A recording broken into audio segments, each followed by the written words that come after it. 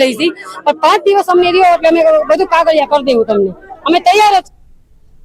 તો આગળ વાત જૂનાગઢ કોંગ્રેસ ભવન ખાતે યોજાયેલી પ્રદેશ કક્ષાની પત્રકાર પરિષદમાં કોંગ્રેસના નેતાઓએ શિક્ષણ વ્યવસ્થા પર લીક અને પરીક્ષા કૌભાંડને લઈને સરકાર પર આકરા પ્રહારો કર્યા।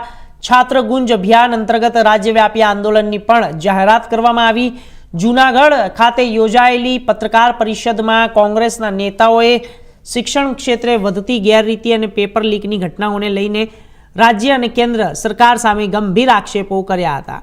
કોંગ્રેસના નેતાઓએ પણ જણાવ્યું કે શિક્ષણના નામે ઉઘાડી લૂંટ ચાલી રહી છે અને પરીક્ષા વ્યવસ્થામાં પારદર્શિતાનો અભાવ જોવા મળી રહ્યો છે। નીટ, જીઈ, યુપીએસસી, એસએસસી જેવી સ્પર્ધાત્મક પરીક્ષાઓની તૈયારીઓ પાછળ વિદ્યાર્થીઓ અને તેમના પરિવારો કરોડો રૂપિયાનો ખર્ચ કરી રહ્યા હોવા છતાં વારંવાર પેપર લીક અને કૌભાંડો સામે આવી રહ્યા છે। નેતાઓએ દાવો કર્યો કે છેલ્લા કેટલાક વર્ષમાં અનેક ભરતીઓ પરીક્ષાઓના પેપર લીક થયા, જેના કારણે લાખો યુવાનોના ભવિષ્ય પર અસર પડી રહી છે।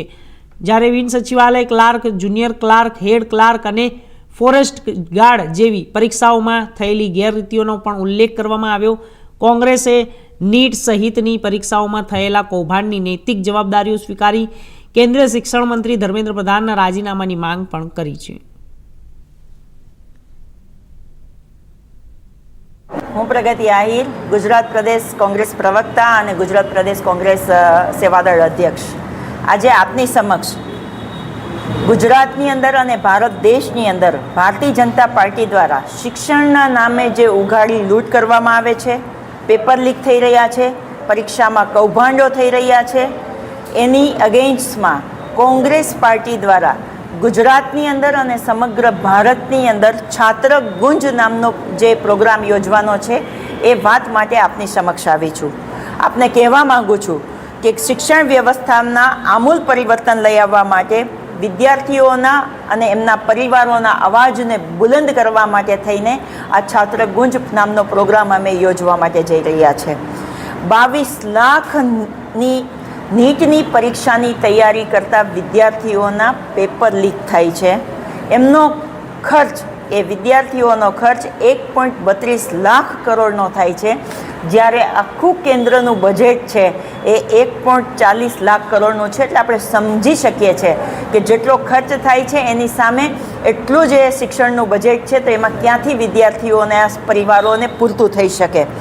પેપર લીક થાય છે, પરીક્ષામાં વારંવાર કૌભાંડો થાય છે, એના કારણે કેટલા બધા વિદ્યાર્થીઓના મનોબળ તૂટે છે, માનસિક રીતે એમના પરિવારો તૂટી જાય છે, કેટલા બધા વિદ્યાર્થીઓએ આત્મહત્યા કરવી પડે છે।